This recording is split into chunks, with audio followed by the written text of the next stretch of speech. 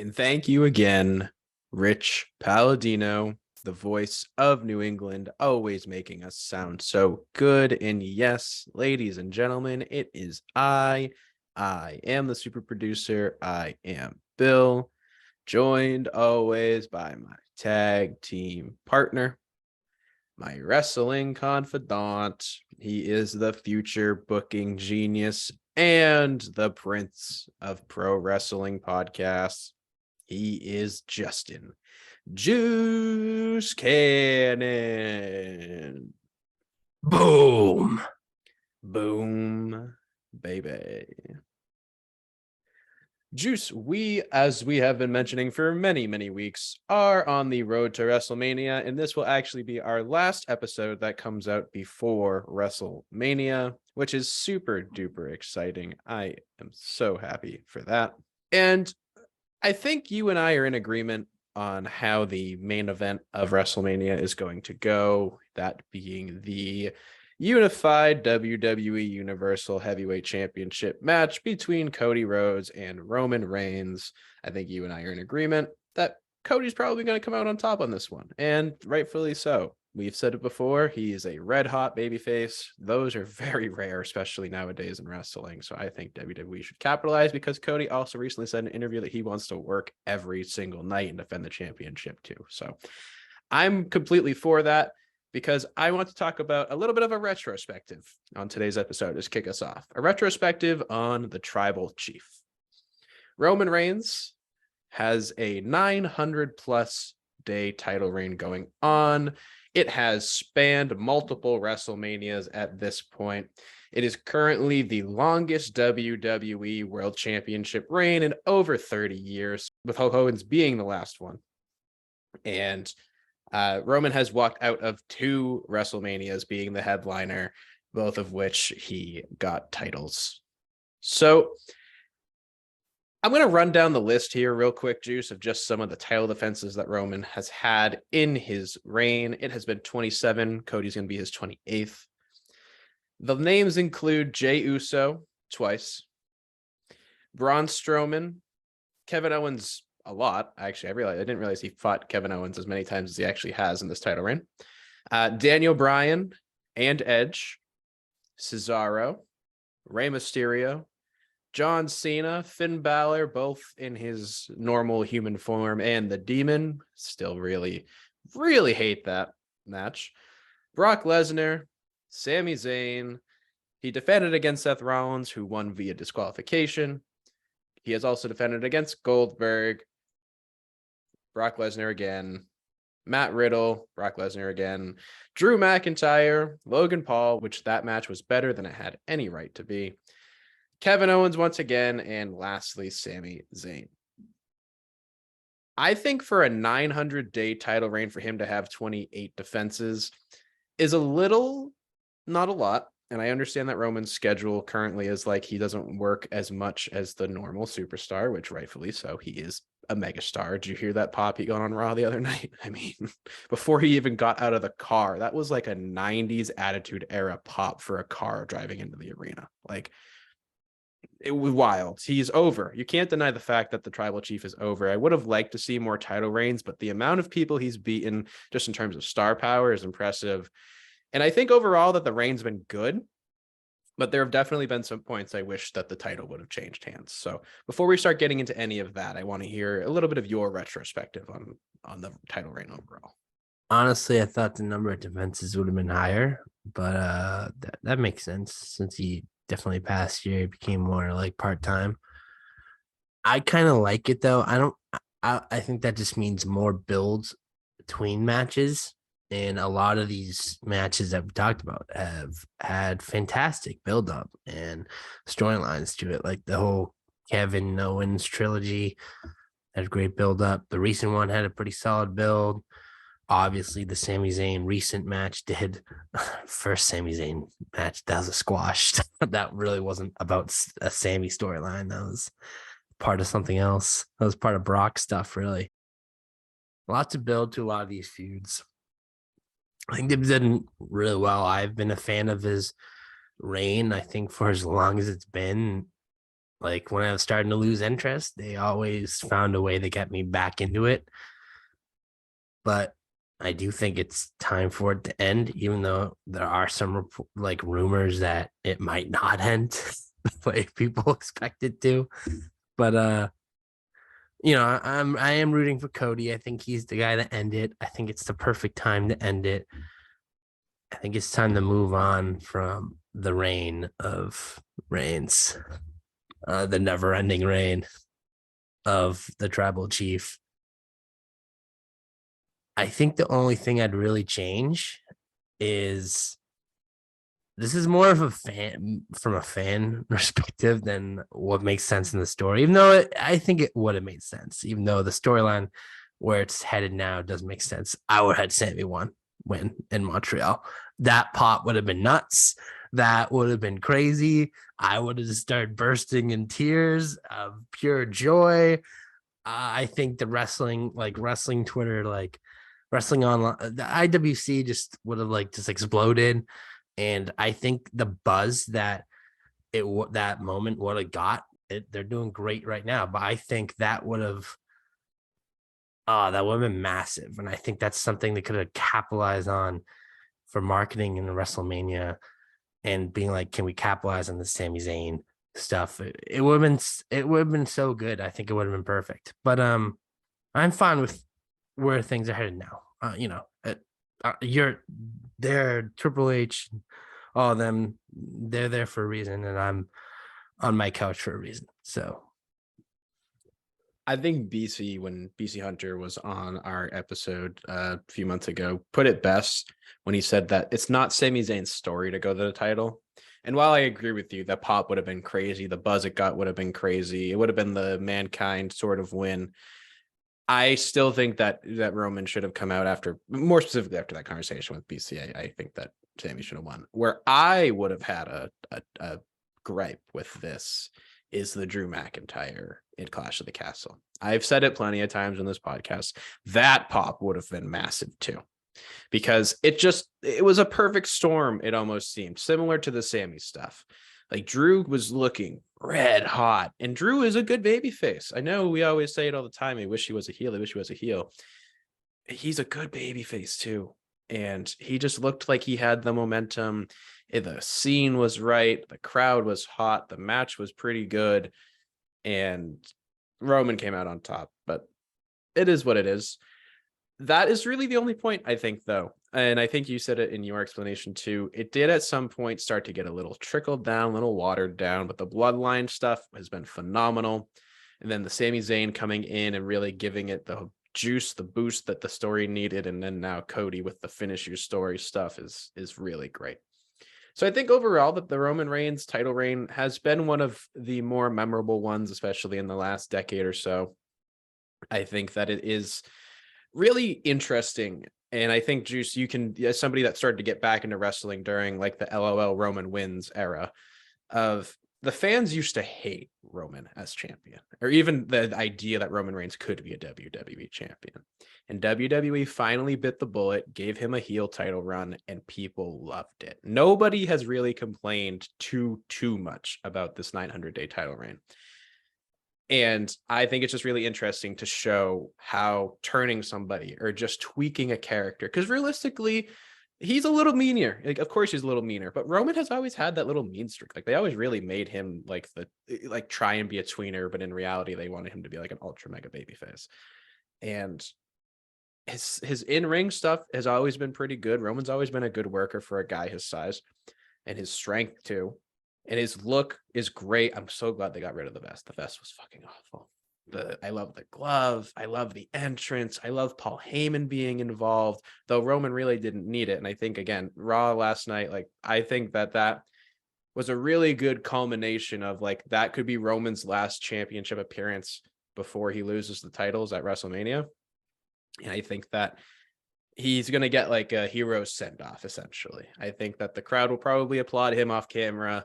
It'll probably be well received if he loses. And I personally think that it was a success. I think WWE finally got Roman their big title reign that they wanted, and he is a star, mega star. I would not doubt if we see him get into Hollywood anytime soon, but I was happy to be here to acknowledge the tribal chief, because put the ones up for Roman Reigns. That was, and still is, a good title reign. Something that people are getting soured on, though, Juice, is one Bray Wyatt. Now, you and I are big Bray Wyatt fans. That's no doubt in anybody's mind. We've said it plenty of times. We love his mind for the business. We love his creativity, and we just love him as a person. But there's been a lot of rumors circulating recently regarding his match that was supposed to happen at WrestleMania with Bobby Lashley that seems like it's off the table now. And I know there's been a lot of rumors regarding creative differences, or his ideas have been just too wacky, wild out there that WWE is just not considering them, and that's putting Bray on the sideline. What are you thinking of this? I mean, I know it's a lot of rumors and nothing has really been confirmed, but we haven't seen Bray since the Mountain Dew Pitch Black match in a in-ring setting, at least. And I don't know. It was hokey. And I know we talked about it during the time of it. It was a little too much. It was just a little too over the top. And I don't know. I don't think I'm soured, but I've seen plenty of people on Reddit, Twitter saying Bray Wyatt essentially has jumped the shark and they don't want to see much of him anymore.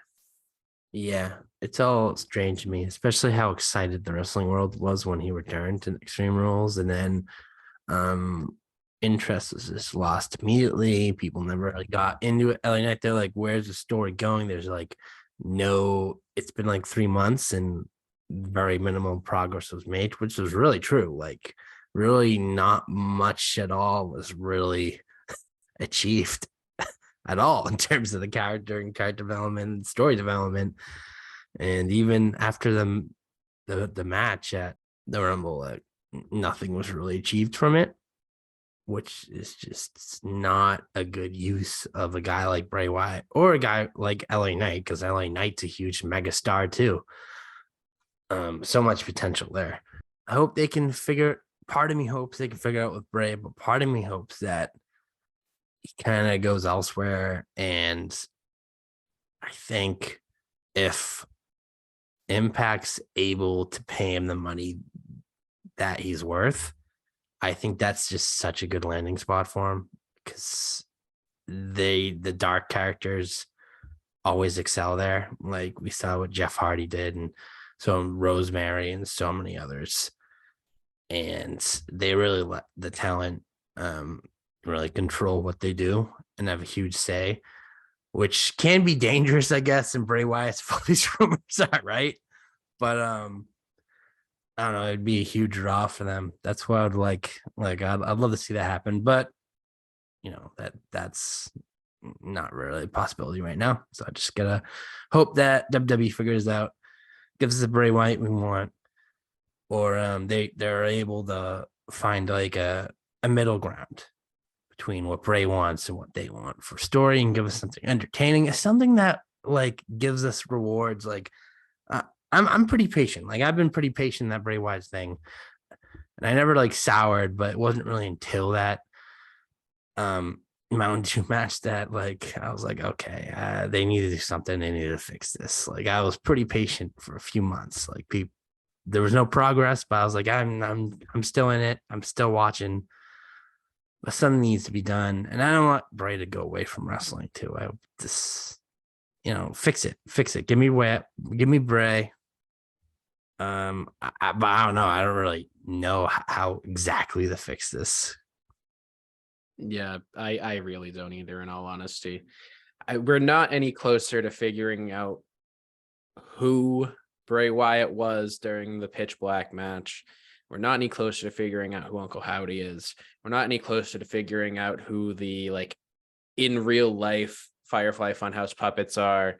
We're not any closer to figuring out why Bray was sending those weird messages. We're not any closer to figuring out what door he's going through. Is it the door to the Firefly Funhouse? Is it the door to his ego, his alter egos? Is it, I don't know.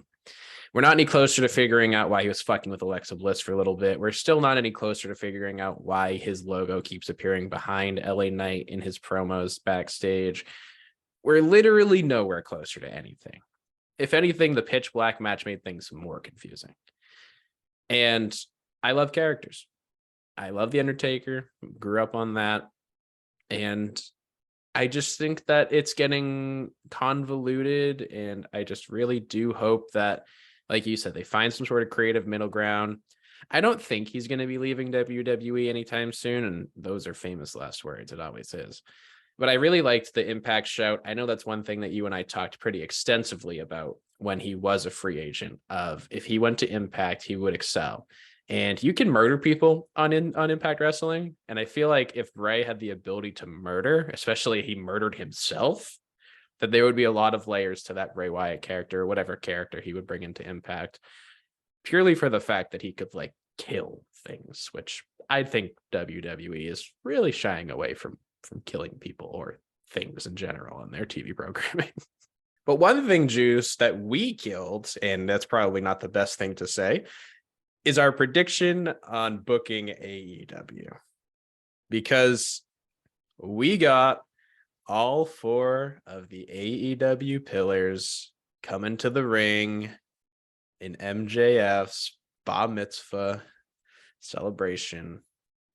And they threw MJF in a cake too. That was pretty good.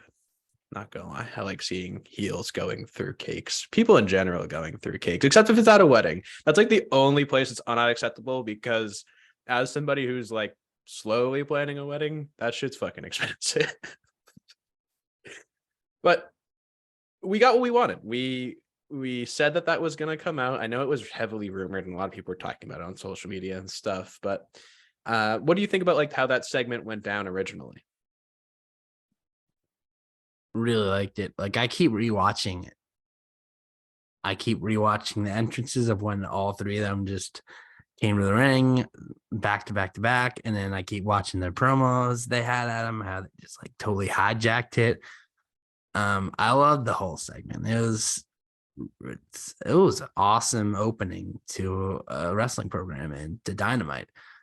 And this feud could really get me back. I mean, I still watch AEW. I'm like, I watched that live. But, yeah, it could definitely really heighten my interest, and it's a perfect time to do it. Really steal some of the limelight from WWE going into their big season. So I'm pumped, and there's so many possibilities. I hope. Well, I don't hope. I mean, it's pretty like it seems like pretty sure that we're gonna get the Fatal 4-Way match, but maybe they might like swerve. I don't know.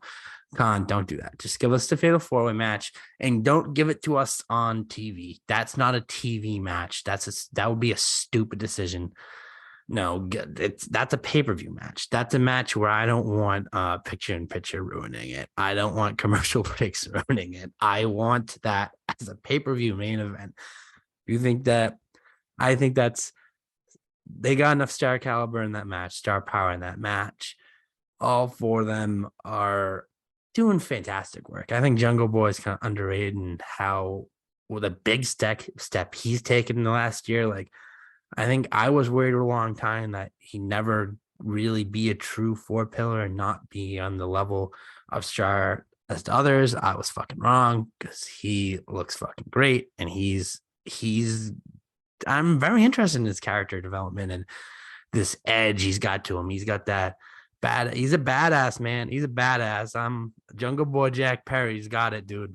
He's definitely got it. It's proven me wrong. I mean, I thought he was just a fun match guy before, but now I think he's a great character too. Darby, I always criticize mainly because I just don't want to get too attached, because he just scares the shit out of me every time I watch him wrestle, and I think he's gonna die, and I don't want to get attached to a guy that's just that crazy. But nothing but respect for him, and I think maybe that's the guy that if MJF doesn't retain, I think that's the guy that put it on. Though, of these 4, I think all 4 are deserving of it. I've always been a huge Sammy fan. He's been one of my like favorites in AEW, but even with the hate he gets now. But Darby, I think if MJF doesn't retain, I think that Darby is the 4 pillar I'd like to win the most. But I do want MJF to retain, because the guy I want to take title off MJF eventually, not anytime soon, because this guy kind of is taking a break from AEW and doing some Ring of Honor stuff, it's Eddie. But that's a discussion for another day. That's my ideal. Got to take it off. But yeah, if MJF loses his fatal 4-way match, I think Darby's the guy. Yeah, and I know that's a question I posed to you is could realistically MJF lose here? And I feel like Darby is definitely, out of any of them, probably the one. I think Jack Perry has gotten a long way, like you said. The Christian feud was what he needed, and he really needed to beat Christian because that feud just went on for a very long time. Got a little convoluted at points. I know Christian got hurt, and that definitely like threw a wrench in some of the plans, but it is not really the time for him. I feel like he just needs a few more bigger wins where like Darby already has the big wins. He has Sting on his back, who is a big enough star where like, anything that they get involved with is going to be marquee. And Guevara, I'm not the biggest Sammy fan. The JAS stuff is just like gone on for too long, in my opinion. Just his general alliance with Chris Jericho has just gone on for too long, in my opinion. Like, I love the Sex Gods, don't get me wrong, because like funny, that's pretty funny. But like, I just think he'd do better, not like in the Dominic Mysterio role, but in the sense of like just playing into being a prick more. Like, people like you when you're being a prick, Sammy, because you can go in the ring. I'll never, ever doubt the fact that he's a good talent in the ring. But it's just, I don't think I'd pull the trigger on him. I really don't think I'd pull the trigger on him just yet. But Darby, I'd say you could. He is a former TNT champion, multiple-time TNT champion. And I think he's had MJF's number a little bit too, in terms of like their feuds and just promo battles. And I feel like he is just a good underdog story to be told. And him to walk out with a world championship, would he be the first person to ride down on a skateboard in the ring with the championship belt around his waist? I can't think of anybody else. I think so. That's pretty cool, man. That's pretty cool. Yeah, I think that AEW is doing a phenomenal job here too, because it's putting 3 guys into the main event too. More guys than they need. I know that's one thing you and I discussed recently in an episode of they don't really have too many main event guys right now outside of like, their big hitters like Mox, Danielson, Hangman, Kenny, those guys. Those guys have also been established stars. Hangman a little bit less, but Hangman still was around for a lot of the Bullet Club stuff and Ring of Honor stuff too. So like, can you really say Hangman's a homegrown talent? You can and you can't. But anyway, this is AEW putting their 4 pillars, literally guys who started from day dot, and here they are in the main event. And I think every single person, and the crowd reaction from that segment too, and the internet reaction from that segment too, proves this is a good move by AEW. Everybody likes it. Everybody's curious to see what happens. And I do believe that MJF could realistically lose if that 4-way were to happen. And Juice, I'm sure people have plenty of opinions about the things we talked about today, because we did talk about some kind of controversial stuff today. So if they want to let us know, they can do that on social media. Where can they find us on social media? Well, you go on Twitter, you open up your phone, click on the app, you type capital T, capital O, capital T, capital C, underscore, capital P, lowercase o, lowercase d.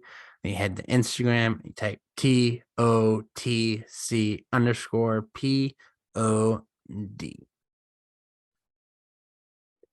Yes, and as we come crashing down to the mat on this episode of Top of the Cage, I want to thank you all so much for tuning in. And if you are listening to us on Apple or Spotify, you do not leave us a 5-star review, that means that you, specifically you, that person not leaving us that 5-star review, will not get 5-star content, and that is just a fact. And again, thank you all so much for tuning in. We will catch you next time.